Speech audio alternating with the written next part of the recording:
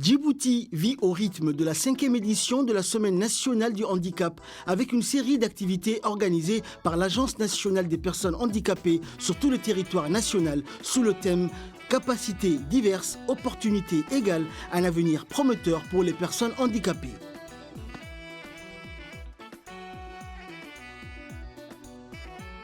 Comme à l'accoutumée, l'Agence nationale des personnes handicapées a débuté la 5e édition avec une tournée dans les régions de l'intérieur afin de sensibiliser sur l'entrepreneuriat destiné aux jeunes et aux femmes en situation de handicap en collaboration avec le Centre Clé et l'ADDS du 12 au 15 novembre 2023. Cette activité s'inscrit dans le cadre du projet d'appui de l'entrepreneuriat des femmes et des jeunes mis en œuvre par le Centre de leadership de l'entrepreneuriat pour sensibiliser les jeunes et les femmes en situation de handicap à l'entrepreneuriat, en les encourageant ainsi à se lancer dans les activités permettant de générer des revenus, mais aussi pour faire comprendre que le handicap n'est pas un obstacle. Au cours de cette tournée, l'Agence nationale des personnes handicapées a été accompagnée par l'Institut de recherche indépendant de la Corne d'Afrique pour évaluer les réalisations et identifier les défis dans le cadre de la revue à mi-parcours de la stratégie nationale du handicap 2021-2025 et de son plan d'action triennal 2022-2024.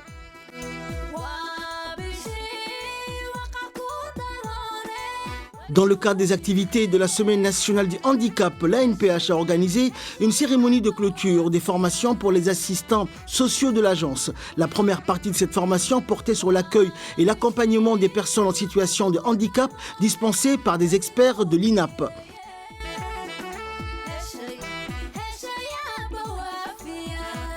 L'Agence nationale des personnes handicapées, en collaboration avec le Centre de leadership et de l'entrepreneuriat, avec l'appui technique de l'Agence djiboutienne de développement social, a organisé le jeudi 23 novembre 2023 une cérémonie de lancement des formations sur l'entrepreneuriat pour les jeunes et femmes handicapées à la Bibliothèque et Archives nationales.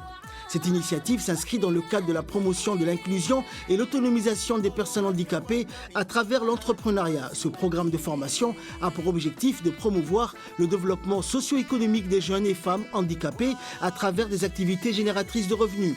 Les bénéficiaires de cette formation ont préalablement suivi des séances de sensibilisation sur les principes fondamentaux de l'entrepreneuriat.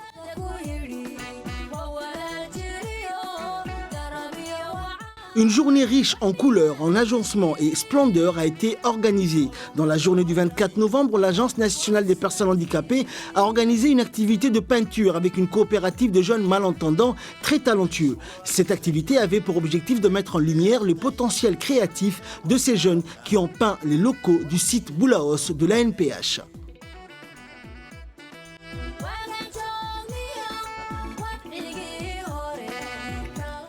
L'événement tant attendu par les jeunes et les enfants, l'Agence nationale des personnes handicapées a organisé une activité intitulée Sport pour tous et une kermesse pour les enfants en situation de handicap au complexe sportif Roi Fahad le 25 novembre 2023.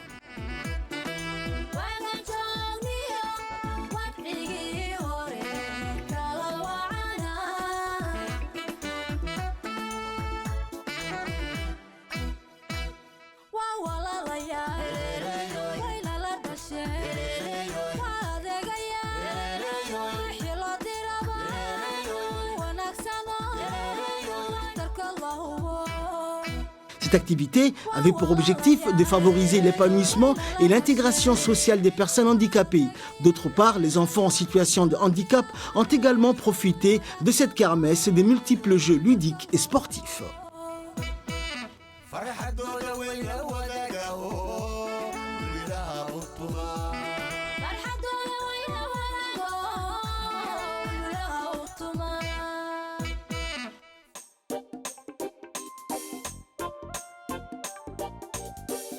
L'ANPH fait son bilan mi-parcours. Dans le but d'évaluer les avancées accomplies et d'identifier les défis à relever, l'ANPH a inauguré le 27 novembre dernier, sous l'égide du secrétaire général du gouvernement, une série de colloques thématiques axés sur la santé, l'éducation, l'emploi et la protection sociale. De plus, un colloque dédié aux enjeux transversaux tels que le genre, l'accessibilité, le numérique, etc. a été organisé.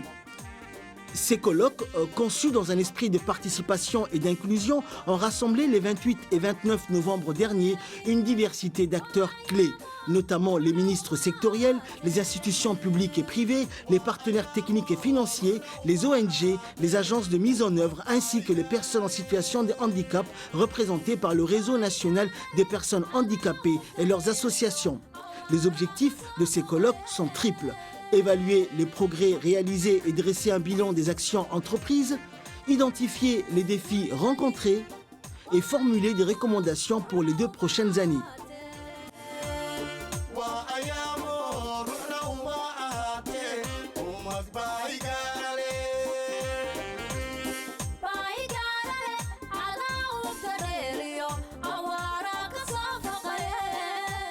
Le 30 novembre, la clôture des colloques a été présidée par le secrétaire général du gouvernement, en présence des membres du gouvernement, des parlementaires et de hauts responsables des institutions publiques et privées.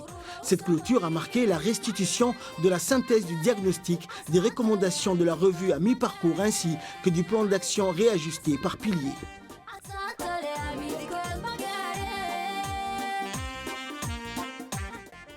La Semaine nationale du handicap s'est conclue par une cérémonie au Palais du Peuple au cours de laquelle l'Agence nationale des personnes handicapées a remis des certificats de participation et des kits de couture. L'objectif de cette initiative étant d'autonomiser financièrement les femmes handicapées et les mères en charge des enfants à besoins spéciaux en les formant à la couture afin de créer des activités génératrices de revenus. À cette fin, l'ANPH a fourni aux bénéficiaires des kits et des machines à coudre avec le soutien financier du Programme des Nations Unies pour le développement, le PNUD.